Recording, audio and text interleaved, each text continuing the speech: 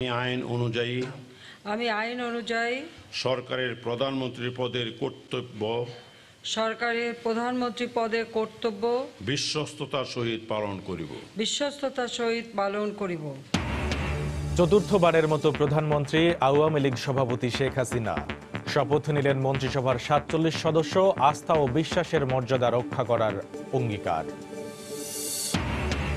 ইশতেহারের প্রতিশ্রুতি বাস্তবায়নে কাজ করবে নতুন মন্ত্রিসভা, পুরানো নেতারা ভূমিকা রাখবেন দল গঠনে, জানালেন ওবায়দুল কাদের। তারুণ্য নির্ভর মন্ত্রিসভা দেশের অগ্রগতি ও উন্নয়নের জন্য ইতিবাচক, বলছেন পেশাজীবীরা। উন্নয়ন অব্যাহত থাকবে, প্রত্যাশা সাধারণ মানুষের। শেষ কর্মদিবসে সচিবালয়ে আগের মন্ত্রিসভার সদস্যদের বিদায়ী সাক্ষাৎ, স্বাগত জানালেন নতুনদের। বাদ পড়ার বিষয়ে আলোচনা করবে শরিকরা, জানালেন মেনন। এবং বিশ্বের বৃহত্তম অর্থনীতির দেশের তালিকায় 2 ধাপে গিয়ে 41তম স্থানে বাংলাদেশ। ব্রিটেন ভিত্তিক গবেষণা সংস্থার প্রতিবেদন, 2033 সাল নাগাদ শীর্ষ 25-এ উঠে আসার আভাস।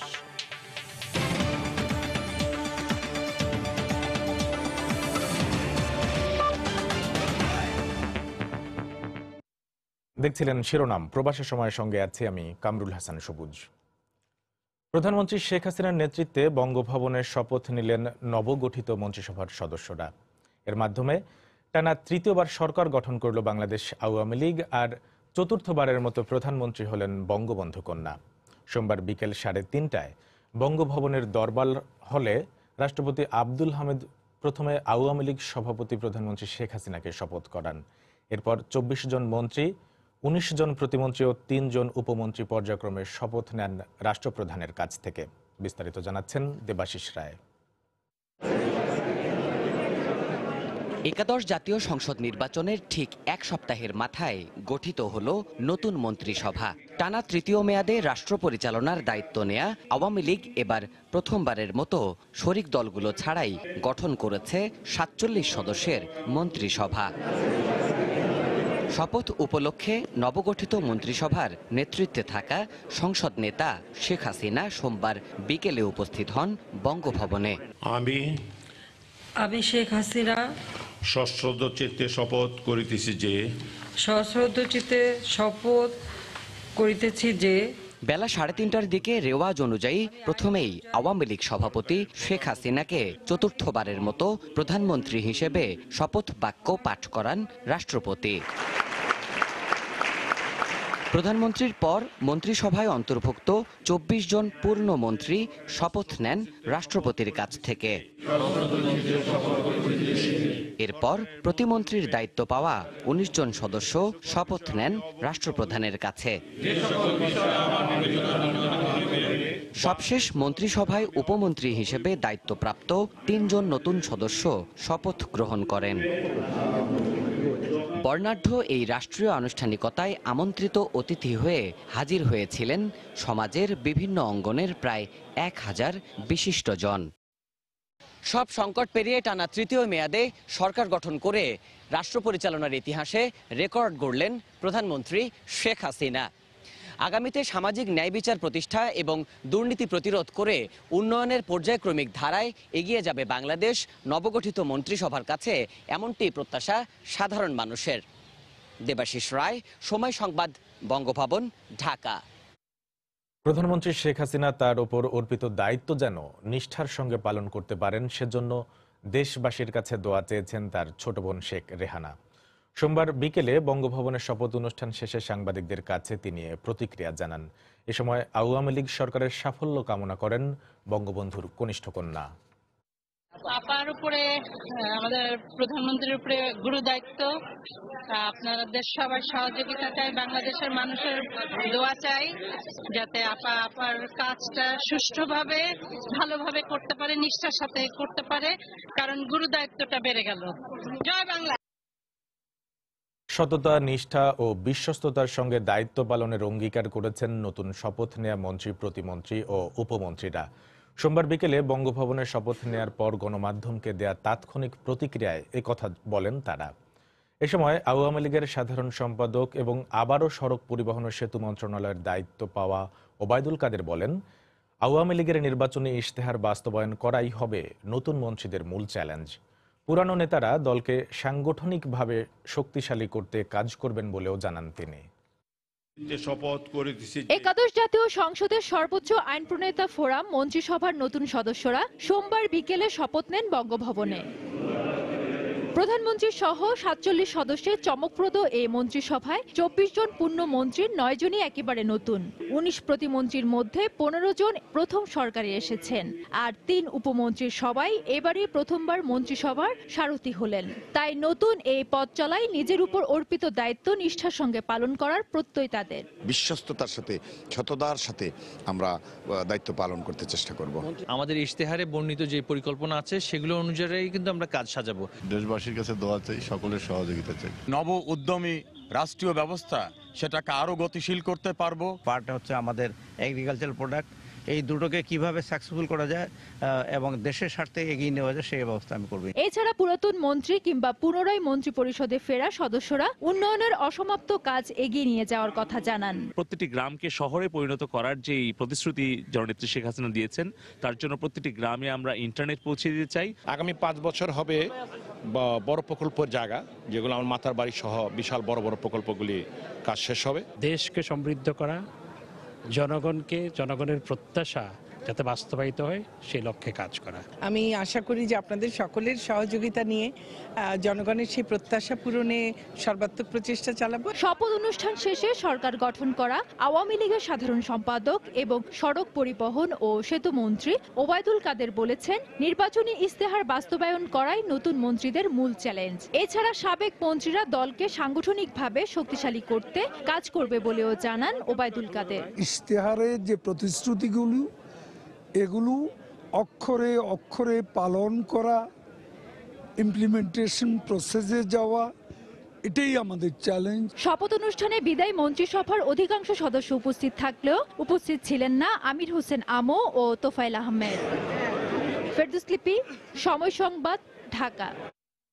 নতুন মন্ত্রিসভাকে বেশ কয়েকটি চ্যালেঞ্জ নিয়ে এগিয়ে যেতে হবে বলে মনে করেন রাজনৈতিক বিশ্লেষকরা। মন্ত্রিপরিষদে নবীন প্রবীণের মিশেল থাকায় কাজে গতি আসবে বলে মত তাদের। তবে এবারের দায়িত্বপ্রাপ্তরা অভিজ্ঞতায় কিছুটা পিছিয়ে থাকায় এক্ষেত্রে সংসদীয় স্থায়ী কমিটিগুলোকে শক্তিশালী করা গেলে ঘাটতি থাকবে না বলে মনে করেন বিশ্লেষকরা। এহসান জুয়েলের রিপোর্ট। বাংলাদেশের প্রতি অকৃত্রিম বিশ্বাস ও আনুগত্য পোষণ। চমক থাকার কথা আগে জানিয়েছিলেন আওয়ামী লীগের সাধারণ সম্পাদক। সোমবার শপথ নেয়া মন্ত্রী, প্রতিমন্ত্রী আর উপমন্ত্রীর কাতারে নতুন মুখের আধিক্য সেই চমকেরই অংশ। যারা দায়িত্ব পেলেন তাদের বেশিরভাগেরই আগে অভিজ্ঞতা কম, তবে আগামী দিনের জন্য নতুন নেতৃত্ব তুলে আনার পাশাপাশি পরিচ্ছন্ন ইমেজ আর সাংগঠনিক দক্ষতাই মূলে কাজ করেছে বলে মনে করছেন রাজনৈতিক বিশ্লেষকরা। যাদেরকেই উনি টিমে রেখেছেন সবাই ক্লিন ইমেজের অধিকারী। মাননীয় প্রধানমন্ত্রী ভবিষ্যতের নেতৃত্ব তৈরি করারও একটা প্রচেষ্টা হিসেবে এই মন্ত্রিসভাটাকে নিয়েছেন, কারণ এমন অনেককে উনি অন্তর্ভুক্ত করেছেন যারা প্রথমবারের মতো এমপি হয়েছেন। মন্ত্রিসভায় নবীন প্রবীণের যে সমন্বয়টা হওয়া দরকার সেটা যথাযথভাবে হয়নি। নবীনের প্রাধান্য, প্রবীণের এবং তার সাথে অভিজ্ঞতার এখানে কমতি হতে পারে। দক্ষতার ধারাবাহিকতা সেক্ষেত্রেও কিন্তু সংকট হতে পারে। এই মন্ত্রিসভায় তিনি সহ মাত্র 4 জন নারী আছেন। অভিজ্ঞতার ঘাটতি একটা চ্যালেঞ্জ হয়ে যেতে পারে। নতুনরা দায়িত্ব পেলে গতিশীলতা আসবে মন্ত্রণালয়ের কাছে। তবে এই ক্ষেত্রে সংসদীয় স্থায়ী কমিটিগুলোতে অভিজ্ঞদের ঠাঁই দেয়া হলে তাদের পরামর্শ মন্ত্রণালয়কে আরো শক্তিশালী করবে বলে মত বিশ্লেষকদের। খালি সাইনিং অথরিটি যদি তারা হয় এবং ফ্ল্যাগ দিয়ে গাড়ি চালানোর অথরিটি যদি তারা হয় তাহলে টোটাল ব্যর্থ হবে। অর্থাৎ তাদেরকে তাদের মনোভাব প্রকাশ করার সুযোগ দিতে হবে। সেটা সরকারের পক্ষে বিপক্ষে বাস্তবায়নের সময় চিন্তা করা হবে, কিন্তু তার আগে উন্মুক্ত আলোচনায় এদেরকে যাওয়ার রাস্তা খুলে দিতে হবে। সিনিয়র যারা নেতা আছেন তাদেরকে যদি সংসদীয় স্ট্যান্ডিং কমিটিগুলোতে মন্ত্রী পদমর্যাদায় অভিষিক্ত করা হয় এবং মন্ত্রণালয়গুলো তাদের কাছে দায়বদ্ধ করার যে পার্লামেন্টারি রীতি সেটাকে যদি কার্যকর করা হয় তাহলে সেটাও কিন্তু এই নতুন ব্যবস্থায় একটা সুফল বয়ে আনতে পারে। সরকারের প্রতিশ্রুত ইশতেহার বাস্তবায়ন করতে হলে বর্তমানের ধারাবাহিকতা ধরে রাখার পাশাপাশি নতুন উদ্যোগে মন্ত্রণালয়গুলোকে গতিশীল করার পরামর্শ বিশ্লেষকদের। এহসান জুয়েল, সময় সংবাদ, ঢাকা। তারুণ্য নির্ভর এই মন্ত্রিসভা গঠনকে দেশের অগ্রগতি ও উন্নয়নের জন্য ইতিবাচক হিসেবে দেখছেন পেশাজীবীরা। তাদের মতে নতুনদের গতিশীল নেতৃত্ব ভিশন 2041 অর্জনের জন্য সহায়ক হবে। তবে সুশাসন ও সব ক্ষেত্রে জবাবদিহিতা নিশ্চিত করা নতুন মন্ত্রীদের প্রধান চ্যালেঞ্জ বলেও মনে করেন তারা।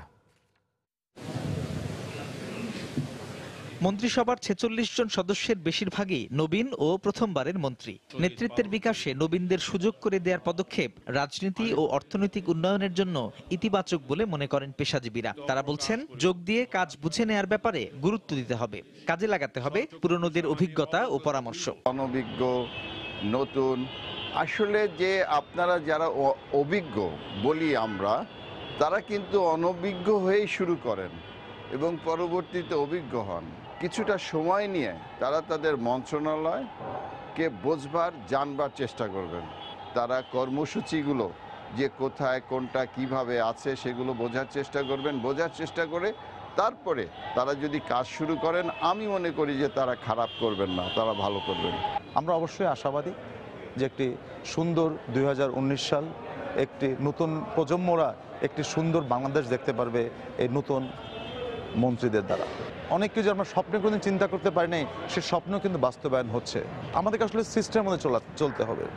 আমরা আজকে কিন্তু উন্নত দেশ হচ্ছে, উন্নত দেশের প্রত্যেকটা উন্নত দেশ কিন্তু সিস্টেম মতো চলে, ধারাবাহিকতা। যেখানে রেড সিগন্যাল তাড়াতেই হবে। তা আমাদের মনে হয় সেই সময় এখন এসছে। গেল কয়েক বছরে আর্থিক খাতের হারানো সুনাম পুনরুদ্ধার আর সুশাসন ও জবাবদিহিতা নিশ্চিত করা মন্ত্রীদের প্রধান চ্যালেঞ্জ বলে মনে করেন পেশাজীবীরা। নির্মোহভাবে অর্থনীতির চাহিদাটাকেই মূল রাখা এবং দেশের স্বার্থটাকে মূল রাখা, সেটা আমরা আশা করব যে সেভাবেই বিভিন্ন কার্যক্রম পরিচালিত হবে নতুন নেতৃত্বে। তারা যদি যোগ্যতরভাবে তাদের দায়িত্ব পালন করতে পারেন, তাহলে প্রধানমন্ত্রীর সিদ্ধান্তটিও কিন্তু প্রশংসিত হবে। আর যদি তারা ব্যর্থ হন, তারা যদি দুর্নীতিগ্রস্ত হন, তাহলে প্রধানমন্ত্রী হতাশ হবেন, দেশবাসী হতাশ হবে এবং চূড়ান্ত বিচারে সরকারের খুব বদনাম হবে। ভবিষ্যতের বাংলাদেশের ধারক হবে তরুণ ও নবীনরাই। কাজেই দেশ গঠনের দায়িত্ব নতুন প্রজন্মের কাঁধেই অর্পণ করা প্রধানমন্ত্রীর রাজনৈতিক দূরদৃষ্টির বহিঃপ্রকাশ বলেও মত তাদের। সাজিদ রাজু, সময় সংবাদ, ঢাকা। সোমবার সচিবালয় জুড়েই ছিল বিদায়ের সুর। তবে এই বিদায়ের মধ্যেই ছিল নতুনদের বরণ করে নেয়ার আমেজ। চলতি মেয়াদের শেষ কর্মদিবসে শেষবারের মতো নিজ নিজ দপ্তরে আসেন বিদায়ী মন্ত্রী প্রতিমন্ত্রীরা। তারা আশা করেন নতুন মন্ত্রিসভার সদস্যরা দেশকে সফলতার সঙ্গে এগিয়ে নেবেন। বিদায়ী সমাজ কল্যাণ মন্ত্রী রাশেদ খান মেনন জানান, মন্ত্রিসভা থেকে শরিকরা বাদ পড়ার বিষয়ে পরবর্তীতে আলোচনা করা হবে। কারো 5 কারো বা টানা 10 বছর কেটেছে এই সচিবালয়ে, কিন্তু সোমবারের দিনটি ছিল বিচ্ছেদের। স্বাভাবিক নিয়মেই নতুনদের জায়গা দিতে বিদায় নিতে হয়েছে পুরনোদের। আর তাই সচিবালয় জুড়েই একদিকে বিদায়ের সুর, অন্যদিকে নতুনকে স্বাগত জানানোর প্রস্তুতি। এ কারণে শেষ কর্মদিবসে দপ্তরে এসে অনেকটাই আবেগপ্রবণ বিদায়ী মন্ত্রীরা। এই সংসার যাওয়া আসার রঙ্গমঞ্চ, কেউ যাবে কেউ আসবে, এটি নিয়ম। মন্ত্রণালয়ের কর্মকর্তা কর্মচারীরা ফুলের শুভেচ্ছায় বিদায় জানিয়েছেন মন্ত্রীদের। নতুনের উদ্যমে গড়ে উঠবে কাঙ্ক্ষিত উন্নত বাংলাদেশ, এমন আশা করেন বিদায়ী মন্ত্রীরা। আমি নতুন মন্ত্রিসভাকে স্বাগত জানাই। বাংলাদেশ আওয়ামী লীগের যে ম্যানিফেস্টো, সেই ম্যানিফেস্টো বাস্তবায়নের ক্ষেত্রে, নতুন বাংলাদেশ গড়ার ক্ষেত্রে এই নতুন মন্ত্রিসভা অত্যন্ত গুরুত্বপূর্ণ ভূমিকা রাখবে বলে আমি আশা করি। আমি তাকে স্বাগত জানাচ্ছি আমাদের এই মন্ত্রণালয়ে। আর আমি আশা করছি যে তিনি উদ্যোগী মানুষ, আপনাদের সকলের এই আন্তরিকতা সহযোগিতা নিয়ে তিনি ভালোভাবে আমাদের এই ধারাবাহিকতাটা অব্যাহত করবেন আর উচ্চমানে নিয়ে যেতে সক্ষম হবেন। মানুষের চলার পথে ভুল ত্রুটি হতে পারে, আমারও হতে পারে। আমার আচার আচরণে, কথাবার্তায় কেউ যদি কখনো অসন্তুষ্ট হয়ে থাকেন, ক্ষমা সুন্দর দৃষ্টিতে দেখবেন। দশম সংসদের মন্ত্রীদের মধ্যে সবচেয়ে বয়োজ্যেষ্ঠ মন্ত্রী আবুল মাল আব্দুল মুহিত। টানা 2 মেয়াদে পালন করেছেন অর্থমন্ত্রীর দায়িত্ব। তবে এবার অংশ নেননি সংসদ নির্বাচনে। শেষ দিনে বলেছেন অবসরে নিজের ভাবনার কথা। আমার একটা বিরাট কালেকশন অফ বুকস আছে। আমি দাবি করি যে এরকম প্রাইভেট কালেকশন এই দেশে দ্বিতীয়টি নেই। সেখানে প্রায় 50,000 বই আছে আমার। এই 50,000 বই তো আমি সব পড়ি নাই, এইগুলা কিছু কিছু পড়তে শুরু করব। এই পড়ার মধ্যে থেকে আমি কিছু লেখালেখি চালাচ্ছি, অনবরত চালিয়ে থাকি। নতুন মন্ত্রীরা সবাই আওয়ামী লীগের। এ কারণে বিদায়ী সমাজ কল্যাণ মন্ত্রী রাশেদ খান মেনন জানান, মন্ত্রিসভা থেকে শরিকরা বাদ পড়ার বিষয়ে আলোচনা করবেন তারা। প্রথম থেকে কথা ছিল নির্বাচন, আন্দোলন, নির্বাচন এবং সরকার। তো সেই বিবেচনাটা নেওয়া হয়েছে বলে মনে হয়নি আর কি। তো আমরা নিশ্চয়ই নিয়ে আলাপ করবো। মঙ্গলবার থেকে নিজ নিজ দপ্তরে যোগ দেবেন একাদশ সংসদের মন্ত্রিসভার বেশিরভাগ সদস্য। আতিকুর রহমান তমাল, সময় সংবাদ, ঢাকা।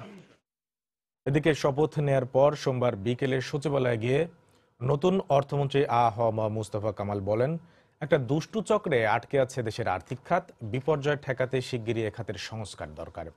রাষ্ট্রীয় আয় বৃদ্ধিতে এনবিআর কর্মকর্তাদের দায়িত্বশীল ভূমিকা পালনেরও আহ্বান জানান তিনি। যদি আমরা যে কোনো গুডস এই দেশে প্রডিউস করে যদি এক্সপোর্ট করি, আমাদের এখানে আমাদের মাল্টিপ্লায়ার ইফেক্ট বেশি হবে, আমাদের এখানে এমপ্লয়মেন্ট জেনারেশন হবে। সেই উদ্দেশ্যে তো আমরা দিচ্ছি এগুলো, অথচ আমরা কি পাচ্ছি? কিছুই পাচ্ছি না। আমাদের আর্থিক খাত নিয়ে আমরা কাজ করব। সংস্কার যদি আমরা না করি তাহলে আমরা আগের জায়গায় আটকে পড়ে যাব, একটা বিসিএস সার্কেলের মাঝে থাকবো। আমাদের সেই জায়গাটি থেকে বের করে নিয়ে আসতে হলে, ওই বিসিএস সার্কেল থেকে বের করে নিয়ে আসতে হলে আমাদের কিন্তু সংস্কার ছাড়া কোনো বিকল্প ব্যবস্থা নেই। বিশ্বের বৃহত্তম অর্থনীতির দেশের তালিকায় 2 ধাপে গিয়ে 41তম স্থানে উঠে এসেছে বাংলাদেশ। ব্রিটেন ভিত্তিক গবেষণা সংস্থা world economic league table WELT এর প্রতিবেদনে তথ্য উঠে এসেছে। গত বছরের তালিকায় 43তম অবস্থানে ছিল বাংলাদেশ। প্রতিবেদনে বলা হয়, সামনের বছরগুলোতে উল্লেখযোগ্য প্রবৃদ্ধি অর্জন অব্যাহত থাকলে 2033 সাল নাগাদ বিশ্বের শীর্ষ 25টি বৃহত্তম অর্থনীতির দেশের তালিকায় 24তম স্থানে নাম লেখাবে বাংলাদেশ। ওয়ার্ল্ড ইকোনমিক লিগ টেবিলের শীর্ষ 5 অর্থনীতির দেশগুলো হলো যথাক্রমে যুক্তরাষ্ট্র, চীন, জাপান, জার্মানি ও ভারত।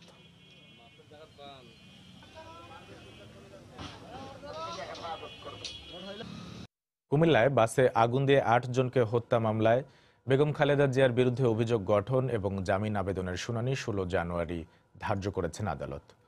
সোমবার দুপুরে কুমিল্লা জেলা ও দায়রা জজ আদালতের বিচারক হাবিবুর রহমান এই আদেশ দেন। রাষ্ট্রপক্ষের কৌঁসুলি মুস্তাফিজুর রহমান লিটন জানান, কুমিল্লা জেলা ও দায়রা জজের পদ অবসরজনিত কারণে শূন্য থাকায় 16 জানুয়ারি দিন ধার্য করা হয়। 2015 সালের 3রা ফেব্রুয়ারি ওই ঘটনায় ঘটনাস্থলেই 7 জন এবং পরে চিকিৎসাধীন অবস্থায় আরও 1 জনের মৃত্যু হয়।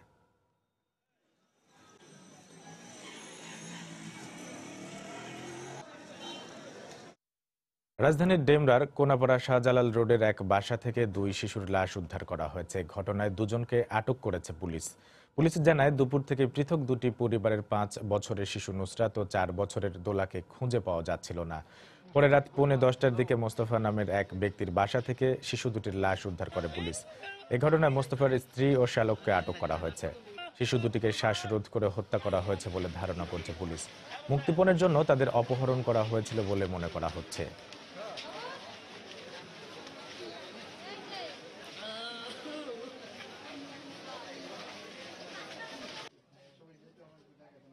ভাগ্নে ফোন দিছে, মামা নুসরাতকে পাওয়া গেছে।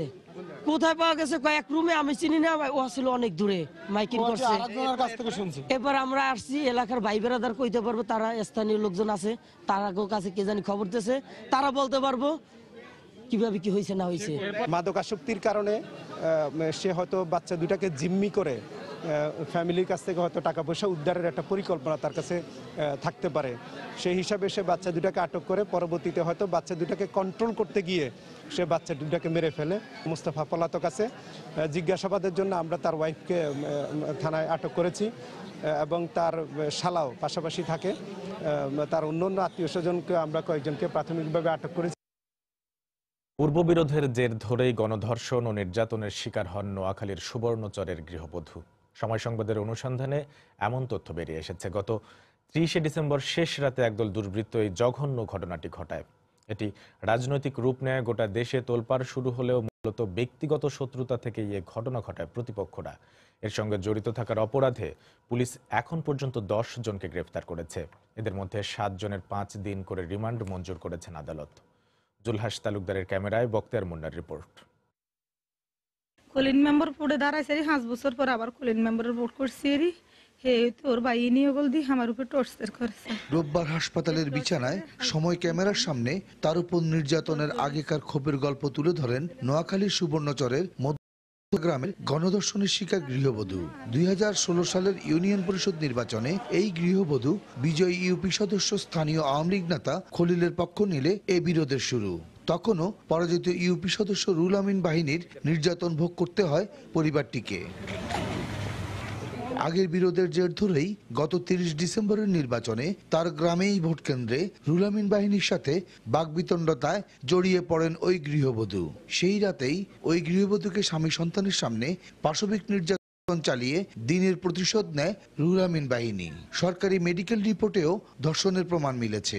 যারা এখন দর্শন করছে ওই মহিলাকে, ইউপি নির্বাচনের পরে ওই মহিলাকে এবং ওর স্বামীকে রাস্তার উপর রাত্রে ওরাই মারধর করছে। এদেরকে রাজনীতিকে জড়ান মানি এদেরকে ছাড় দেওয়া। আমি ওদের ফাঁসি চাই। সময় গড়ানোর সাথে সাথেই ঘটনাটি নির্বাচনী সহিংসতা হিসাবে সামাজিক যোগাযোগ ও গণমাধ্যমে ভাইরাল হয়ে পড়ে, নেয় রাজনৈতিক রূপ। গৃহবধূকে হাসপাতালে দেখতে এসে বিএনপির মহাসচিব মির্জা ফখরুল ইসলাম আলমগীর সহ ঐক্যফ্রন্ট নেতারা দোষেন আওয়ামী লীগকে। তবে নোয়াখালীর শীর্ষ আওয়ামী লীগ নেতার দাবি মিথ্যা অপপ্রচার। বিএনপি এটাকে যেভাবে রাজনৈতিক ফায়দা লুটতে চাইছে, এটা উচিত না, এটা ঠিকও না। রাজনৈতিক ফায়দা নিয়ে ঘটনার কোন রকমের উপকার হবে বলে আমার মনে হয় না। তবে ঘটনাটি রাজনৈতিক নয়, জঘন্য অপরাধ হিসেবেই দেখছেন বলে জানালেন নোয়াখালীর পুলিশ সুপার। সিরাজ কিন্তু বাদী হয়ে একটা এজাহার করেছে যে পূর্ব বিরোধের জের ধরে এই ঘটনাটি ঘটেছে। আমরা চার্জশিট করব দ্রুততম সময়ের মধ্যে এবং দ্রুত বিচার ট্রাইব্যুনালে মামলাটি এনে সাক্ষী দ্রুত সময়ের মধ্যে যেন তাদেরকে সাজার আওতায় আনা যায় সেই ব্যবস্থা আমরা পুলিশের পক্ষ থেকে করব। রোববার রাত পর্যন্ত পুলিশ এ ঘটনায় রুহুল আমিন সহ 10 জনকে গ্রেফতার করেছে। এদের মধ্যে এজাহারভুক্ত 6 জন, 7 জনকে 5 দিনের রিমান্ডে জিজ্ঞাসাবাদ চলছে। এই ঘটনায় এখানকার এসব মানুষের দাবি রাজনীতির কাদা ছোঁড়াছুড়ি না করে দোষীদের দৃষ্টান্তমূলক শাস্তির পাশাপাশি ক্ষতিগ্রস্ত গৃহবধূর মানসিক বিপর্যয়ের উন্নয়ন ও তার পরিবারের সামাজিক নিরাপত্তায় সরকার সহ সকলকেই এগিয়ে আসতে হবে। সুবর্ণচরের মধ্যম চরবাগ্গা গ্রাম থেকে বক্তিয়ার মুন্না, সময় সংবাদ, নোয়াখালী। রাজধানীর গেন্ডারিয়ায় 2 বছরের শিশুকে ধর্ষণের পর 3 তলা থেকে ফেলে দিয়ে হত্যার অভিযোগ উঠেছে। ঘটনার পর অভিযুক্ত নাহিদকে আটক করেছে পুলিশ। অভিযুক্তের দৃষ্টান্তমূলক শাস্তির দাবিতে গেন্ডারিয়া থানার সামনে বিক্ষোভ করেছেন এলাকাবাসী। যদিও থানা পুলিশ বলছে ধর্ষণ নয়, হত্যা করা হয়েছে শিশু আয়েশাকে। শনিবার সন্ধ্যায় 2 বছরের শিশু আয়েশাকে রাস্তা থেকে তুলে বাসায় নিয়ে যায় একই এলাকার নাহিদ। শিশুটির বাবা মায়ের অভিযোগ, বাসায় নিয়ে ধর্ষণের পর 3 তলা থেকে নিচে ছুঁড়ে ফেলে দেওয়া হয় শিশুটিকে। আহত অবস্থায় আয়েশাকে হাসপাতালে নেওয়া হলে কর্তব্যরত চিকিৎসক মৃত ঘোষণা করেন। আমার মায়ের থেকে চিলের মতন উপরে গেছে গা, আর মেয়ে আছে, আর মেয়ে দেখছে, কইছে বাবা তুমি ওরা কুলে করে লিয়েছো করে দিয়া হো, চুপ থাক, কথা কবি না, তোর বডি দিয়ে কুপ দিমু। এই মায়ের আরেক ঘরে আটকে রাখা আমার মায়ের দর্শন কইরা এই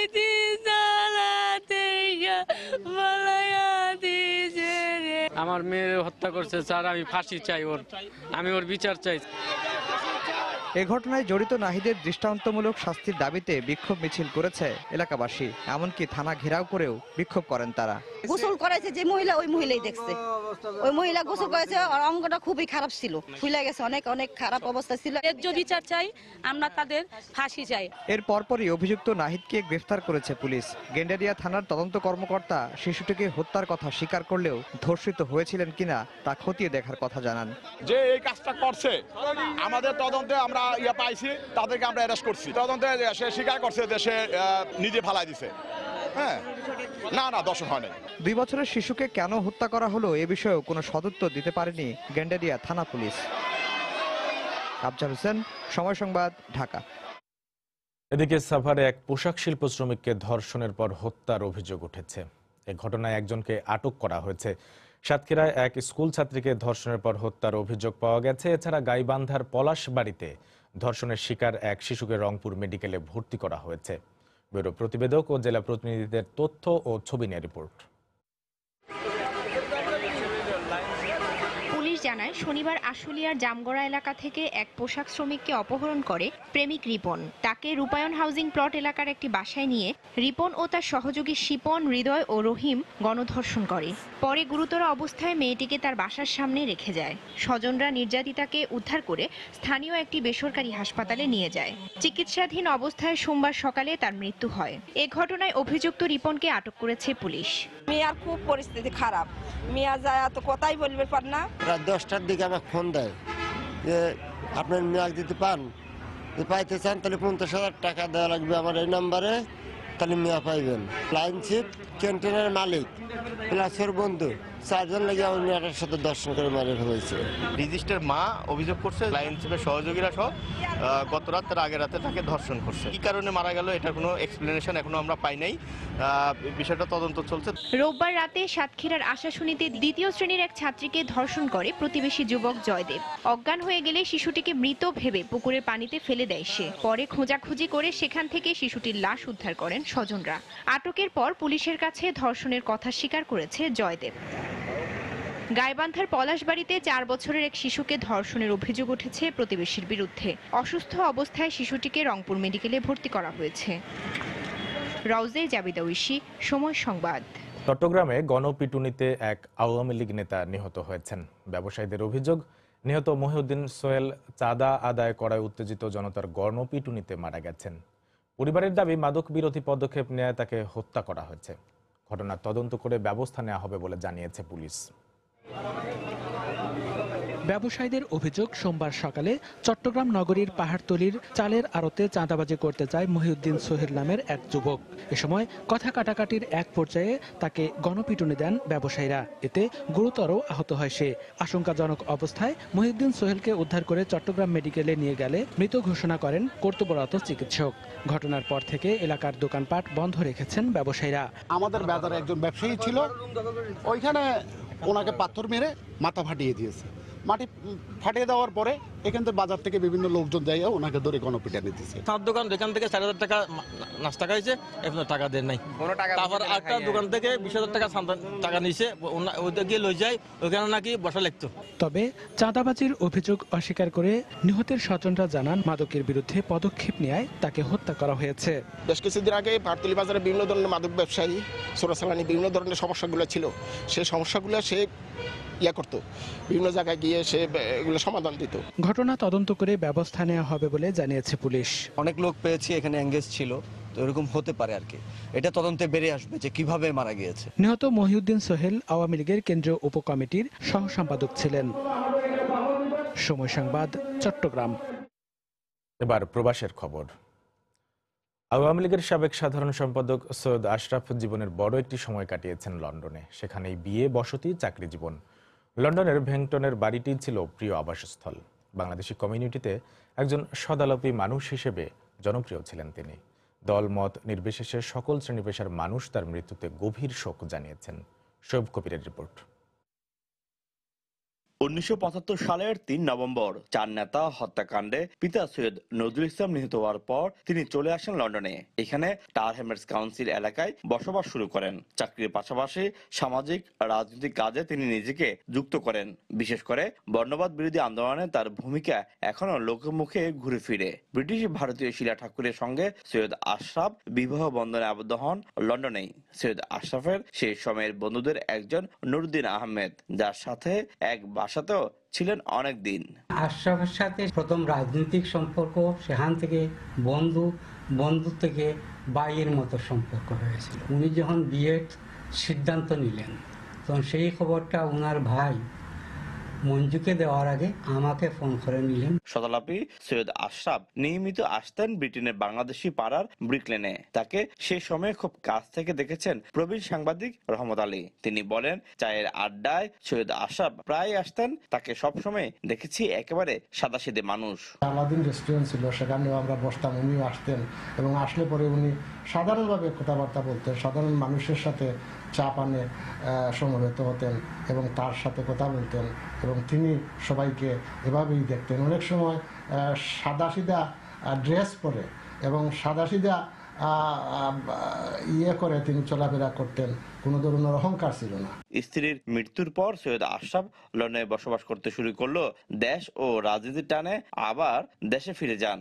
গত বৃহস্পতিবার রাতে ব্যাংককে চিকিৎসাধীন অবস্থায় শেষ নিঃশ্বাস ত্যাগ করেন তিনি। মহাকালে সাক্ষী হয়ে তিনি বেঁচে থাকবেন ব্রিটেনের প্রবাসী বাঙালিদের হৃদয়ে।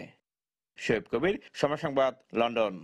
গাজীপুরে বর্ধিত বেতনের দাবিতে বিক্ষোভ করেছেন পোশাক শ্রমিকরা। পুলিশ ও পোশাক শ্রমিকদের ধাওয়া পাল্টা ধাওয়ায় অন্তত 20 জন আহত হয়েছেন। সোমবার দুপুরে প্রায় 2 ঘন্টা বন্ধ থাকার পর ঢাকা ময়মনসিংহ মহাসড়কে যান চলাচল স্বাভাবিক হয়। পুলিশের জানায় সকালে সাইনবোর্ড মালিকের বাড়ি ও বড়বাড়ি এলাকায় সড়ক অবরোধ করে বিক্ষোভ করেন পোশাক শ্রমিকরা।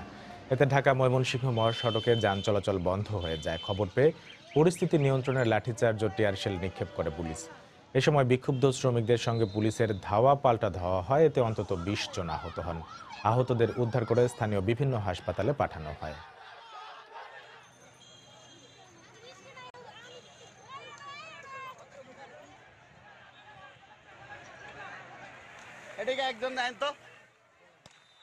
এখানে রাস্তা বন্ধ, গার্মেন্টস পার্টি যে টেকার লাগিয়া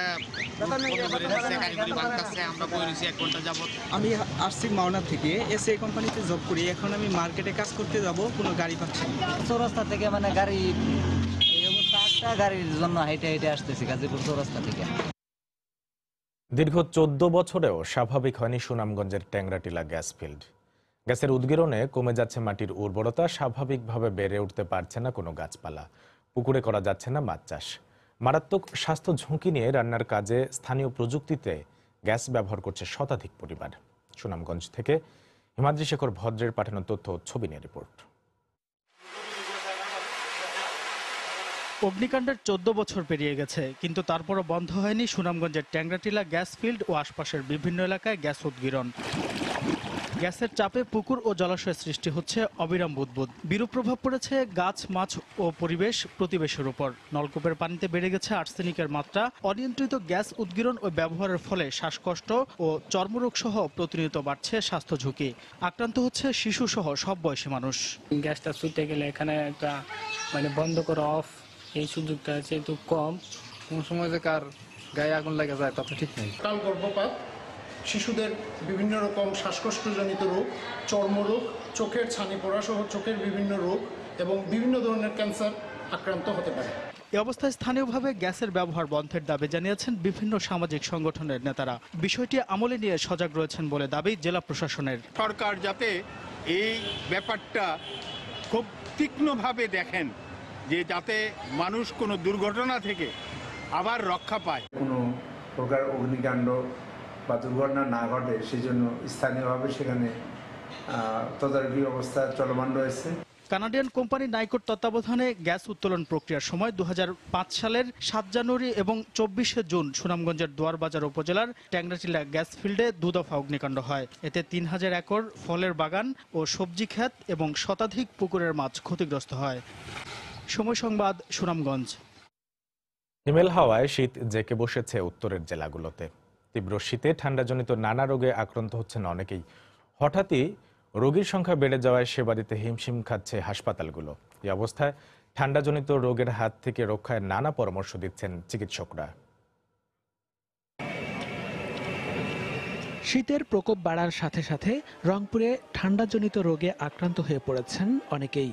সবচেয়ে বেশি আক্রান্ত হচ্ছে শিশুরা। সোমবার সকাল পর্যন্ত 24 ঘন্টায় রংপুর মেডিকেল কলেজ হাসপাতালে 206 শিশুকে ভর্তি করা হয়েছে। যখন শৈত্যপ্রবাহ চলতে থাকে বা শীতের তীব্রতা বেশি থাকে, তখন আমরা বয়স্ক মানুষ এবং শিশুদেরকে ঘরেই রাখতে বলি এবং পর্যাপ্ত পরিমাণে বুকের দুধ এবং হালকা গরম খাবার যদি খাওয়ানো যায় তাহলে শীতের তীব্রতা থেকে রক্ষা পাওয়া সম্ভব এবং শীতের সংক্রমণ থেকেও রক্ষা পাওয়া সম্ভব। উত্তরের জেলা গাইবান্ধায়ও শীতের তীব্রতা বাড়ায় ঠান্ডাজনিত নানা রোগে আক্রান্ত হচ্ছে বয়স্ক ও শিশুরা। ডায়রিয়া, নিউমোনিয়া ও শ্বাসকষ্টজনিত সমস্যা নিয়ে হাসপাতালে ভর্তি হচ্ছেন রোগীরা। এসব থেকে রক্ষায় বাসি খাবার না খাওয়া এবং গরম কাপড় পরার পরামর্শ চিকিৎসকদের। বমি বা পাতলা পায়খানায় আক্রান্ত হয় তাকে দেরি না করে সাথে সাথে ওর স্যালাইন শুরু করতে হবে এবং যে সমস্ত বাচ্চার বয়স 6 মাসের নিচে তাদেরকে বুকের দুধ ঘন ঘন খাওয়াতে হবে। নীলফামারীতে দিনে গরম আর রাতে কনকনে ঠান্ডায় অসুস্থ হয়ে পড়ছেন শিশু ও বয়স্করা। গত কয়েকদিনে নিউমোনিয়ায় আক্রান্ত হয়ে শতাধিক রোগী ভর্তি হয়েছেন মেহেরপুর সদর হাসপাতালে। বাচ্চা খুব অসুস্থ ছিল, এখন স্বাভাবিক আছে। আমার বাচ্চার গায়ে দিয়েছে, 3 বার করে ইনজেকশন দিয়েছে। নিউমোনিয়ার একেবারে কাশি, সর্দি, নাকে জাম হয়েছে। আবহাওয়া অফিস জানিয়েছে আজ দেশের সর্বনিম্ন তাপমাত্রা রেকর্ড করা হয়েছে পঞ্চগড়ের তেঁতুলিয়ায় 7 ডিগ্রি সেলসিয়াস। দেশের বিভিন্ন স্থানে মঙ্গলবার তাপমাত্রা 1 থেকে 2 ডিগ্রি কমতে পারে। মনিরুজ্জামান প্রান্ত, সময় সংবাদ। এ পর্যায়ে শীর্ষ সংবাদ জানিয়ে দিচ্ছি আরেকবার। আমি আইন অনুযায়ী সরকারের প্রধানমন্ত্রী পদের কর্তব্য বিশ্বস্ততার সহিত পালন করিব। চতুর্থবারের মতো প্রধানমন্ত্রী আওয়ামী লীগ সভাপতি শেখ হাসিনা শপথ নিলেন মন্ত্রিসভার 47 সদস্য, আস্থা ও বিশ্বাসের মর্যাদা রাখার অঙ্গীকার। ইশতেহারের প্রতিশ্রুতি বাস্তবায়নে কাজ করবে নতুন মন্ত্রিসভা, পুরানো নেতারা ভূমিকা রাখবেন দল গঠনে, জানালেন ওবায়দুল কাদের। তারুণ্য নির্ভর মন্ত্রিসভা দেশের অগ্রগতি ও উন্নয়নের জন্য ইতিবাচক, বলছেন পেশাজীবীরা। উন্নয়ন অব্যাহত থাকবে, প্রত্যাশা সাধারণ মানুষের। শেষ কর্মদিবসে সচিবালয়ে আগের মন্ত্রিসভার সদস্যদের বিদায়ী সাক্ষাৎ, স্বাগত জানালেন নতুনদের। বাদ পড়ার বিষয়ে আলোচনা করবে শরিকরা, জানালেন মেনন। এবং বিশ্বের বৃহত্তম অর্থনীতির দেশের তালিকায় 2 ধাপে এগিয়ে 41তম স্থানে বাংলাদেশ, ব্রিটেন ভিত্তিক গবেষণা সংস্থার প্রতিবেদন। 2033 সাল নাগাদ শীর্ষ 25-এ উঠে আসার আভাস। এই ছিল প্রবাসের সময়। যে কোনো খবর পেতে ভিজিট করুন সময়নিউজ.tv। আপনার মোবাইলে সময় সংবাদ দেখতে ও সকল খবর পেতে ডাউনলোড করুন সময় অ্যাপ। এছাড়া এইমাত্র পাওয়া খবর আপনার মোবাইলে পেতে SMS করুন START-BN লিখে পাঠিয়ে দিন 16242 নম্বরে। সঙ্গে থাকুন সময়।